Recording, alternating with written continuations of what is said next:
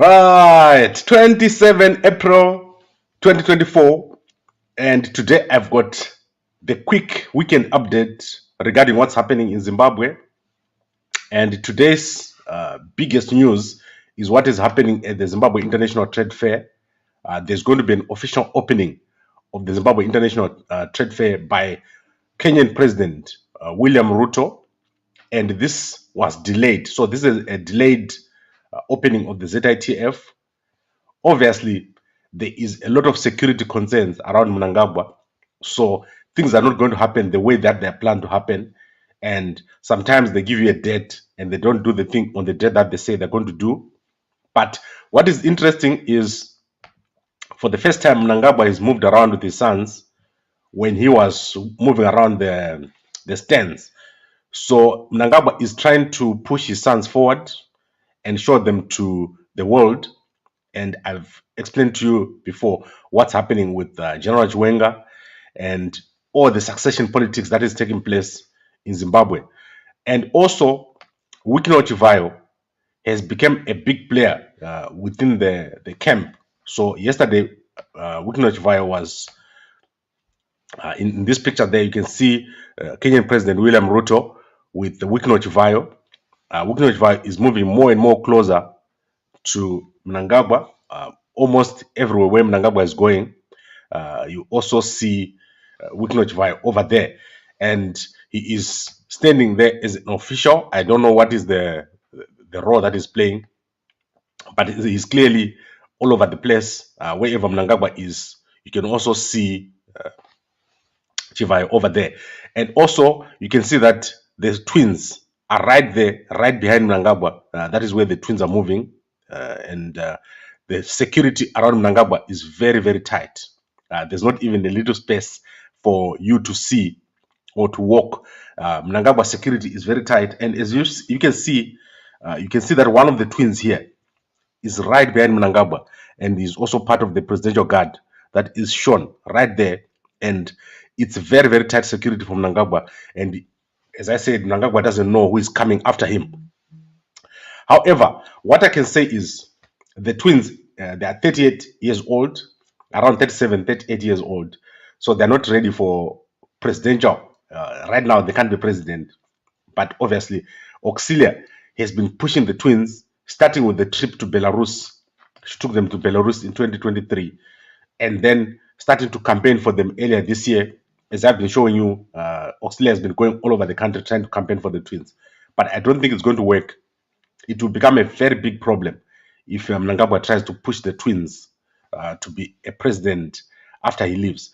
So let's watch this development very, very closely. What is happening in ZANU-PF is going to determine the future of the country. So currently, you're going to have to look at the succession politics in ZANU-PF. That is where the drama is going to happen. That is where all the action is going to happen. At the same time, Vice President Constantino Chiwenga is in Iran for some discussions there. I do not know exactly what they're discussing, but they're over there in Iran. And then we also had the mayor of Bulawayo, David Coulthard, attending the banquet, which was called by Mnangagwa last night. He also attended with his wife. And my comment on this is that David Coulthard, he is basically accepted Mnangagwa as president if he's attending these functions. If I was him, I was not going to attend the functions at all, because Chamisa is not attending such functions outside of the dialogue. So I don't know how it's going to work that we have other people attending and other people not attending. So if I was David Coulthard, I would stay away from the ZANU-PF functions until there is a clear position on dialogue. So at the moment, by attending such functions, he's removing the pressure on Mnangagwa. Mnangagwa can show opposition politicians smiling and eating with him.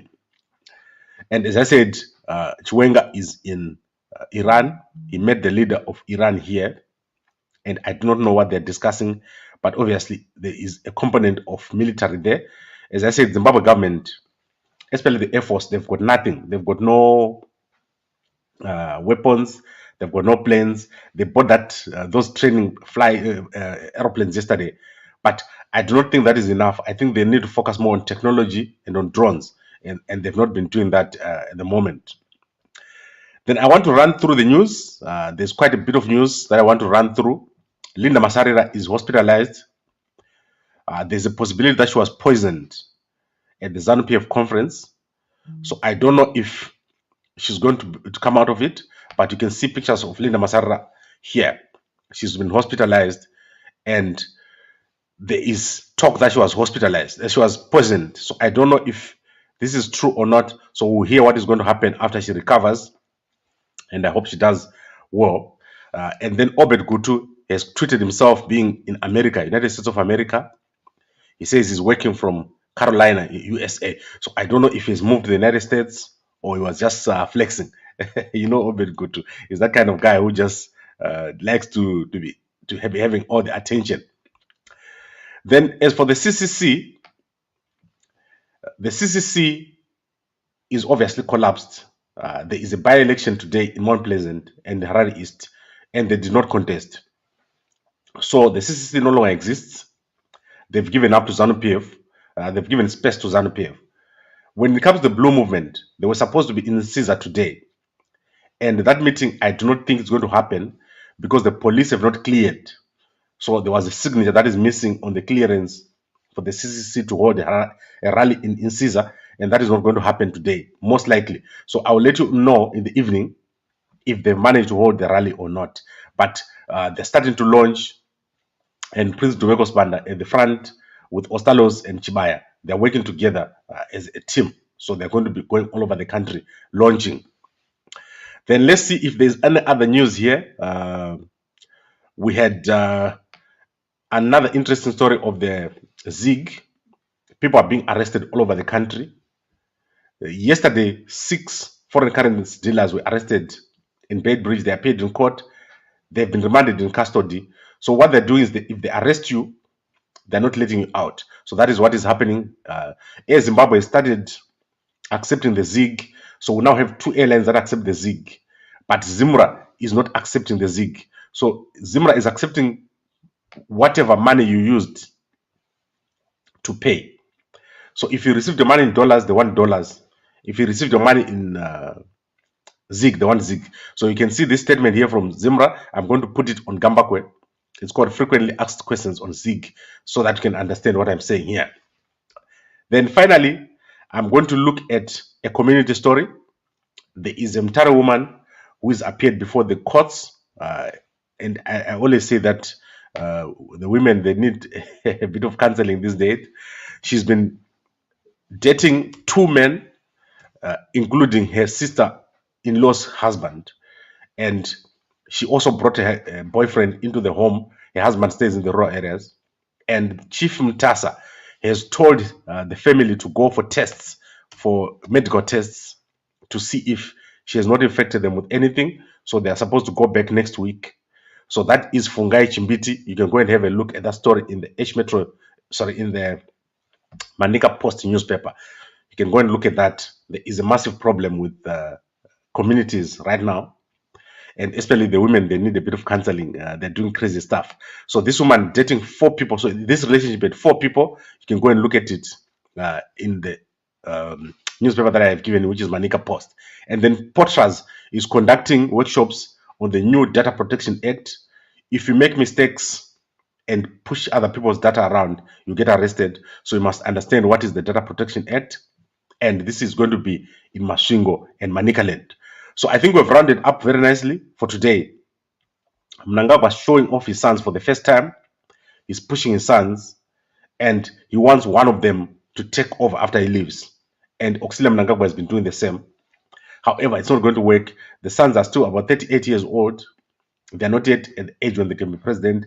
They lack a public profile, and Chiwenga is not going to have it. Chiwenga is very, very strong. Many people don't understand how Chiwenga is, how strong Chiwenga is. He's very, very strong in the military. And he's going to eventually take over. You can see Chiwenga is going to the front, but I don't know how that is going to look like. So you can see him in Iran there, which means he's representing Zimbabwe at a very high level in foreign countries. And let's see what happens. But Mnangagwa is trying to push his sons to the front with the help of Wicknell Chivayo here. Wicknell Chivayo is playing more and more of a prominent role in government. Let's see how that goes. But it's not going to work. I can foresee Chiwenga taking over very, very soon. As you can see, Chiwenga is now at the front and Mnangagwa mostly at the back. So thank you very much for watching. I'll be back in the evening if there's something else that happens. But remember, there's a by-election in Mount Pleasant and there's a by-election in Harare East. 106 polling stations have been set up. So we'll ask one of our guys to go over there and have a look at what's happening. So you have an update this morning on what's happening in Mount Pleasant. But ZANU-PF is trying to win those urban seats, and CCC has not put in anyone. So thank you very much for watching, everyone, and a good day to you all.